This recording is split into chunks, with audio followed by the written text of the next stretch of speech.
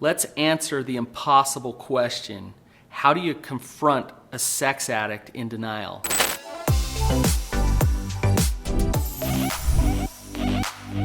This is a tough question. It's hard. Why don't you ask me how to grow wings and fly to the moon? Confronting a sex addict in denial can be very difficult.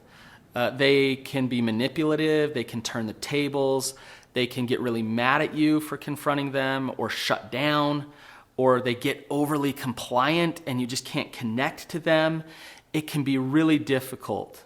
However, there are some things that you can do that are effective to confront a sex addict in denial. So you're going to want to listen to all the tips that I give in this video because all of them together will help you confront them. Have you ever heard of crazy making, turning the tables, gaslighting?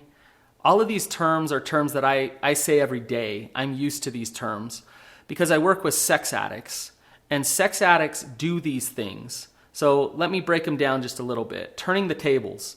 If somebody confronts you about something you're doing, and if that thing is real and you really need that feedback, but you don't like it, you'll turn the tables and you'll go on attack mode toward the person that confronted you, and you'll make them feel bad about them as a deflection from them confronting you. Think about that. If you're a partner of a sex addict who's going to turn the tables, then it's not very fun to confront them. Crazy making, that's when a sex addict just makes you question everything about your truths and who you are. So that when you do want to go confront them, you don't trust yourself. You might be the crazy one. You might be the one that's off. They might be right, not you. So it makes it so that you just shut down. You don't go address things because you don't think that your truths or your gut feels or your intuition is actually spot on because you've been told so many times that it's not. Now, gaslighting is even a little more sophisticated.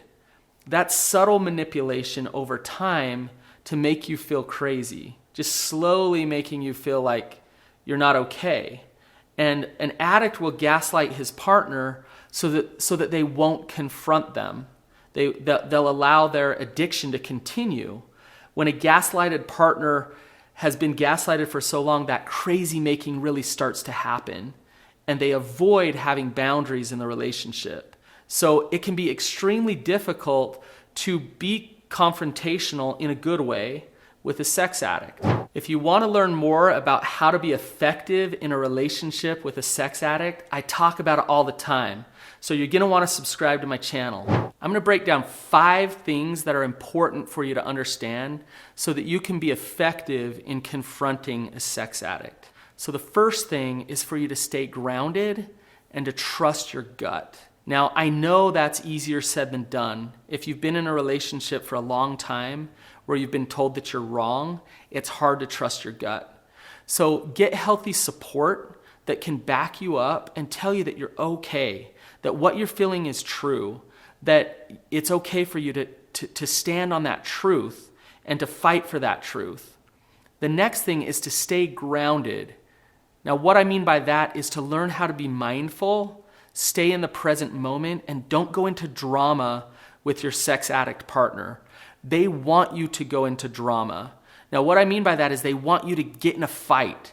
They want you to persecute them or play the victim or whatever it may be to deflect from the actual topic at hand. When you stay grounded and you don't let your emotions get the best of you, you're way more effective at communicating to them about what's working and what's not. The next thing is to be clear about your truths and your boundaries. What I mean by that is an addict will try to get you to acquiesce, to give in. They'll try to step over those boundaries and get you to sacrifice your truths to maintain the relationship. When you're clear about what your truths are and what your boundaries are, and the sex addict knows that you're not going to give in, then they won't try it over and over again. So let me give you an example. Let's say that you value fidelity and your sex addict partner is texting another woman and you catch him texting another woman. He might say, well, she's just a coworker. She's just Like, why are you so over the top, scared about things? Why can't I have friends who are women? If you've been cheated on before and your partner is connecting with another woman, then that might not be okay with you. So instead of giving in and saying, yeah, I guess I am the one that's over the top, stand your ground. Stay firm with, I need fidelity. I need trust. I can't have trust in our relationship if you continue to interact with other women. Next, expect to be uncomfortable. When you're confronting a sex addict, they're going to try to make it uncomfortable in all different ways. They could shut down and try to get you to feel sorry for them. They could get attacking. They could make you second guess things like I've been talking about. But it's going to be uncomfortable. Instead of avoiding the confrontation because it's uncomfortable, which that will cause you suffering, step into the discomfort. Do it over and over again so that your partner realizes that you're not going to shut up, that you are going to voice up. You're going to be honest about what is working and what's not working. Lastly, and maybe the most difficult, is to be willing to act on the things that you say. Your words won't mean much when you confront your partner. If you just say, I don't like this, this doesn't work for me, you can't do this to me, and then they just continue to do it, then next time you don't like something, they're going to continue to do it again and again. You have to follow through. Oftentimes a sex addict is like a 3-year-old.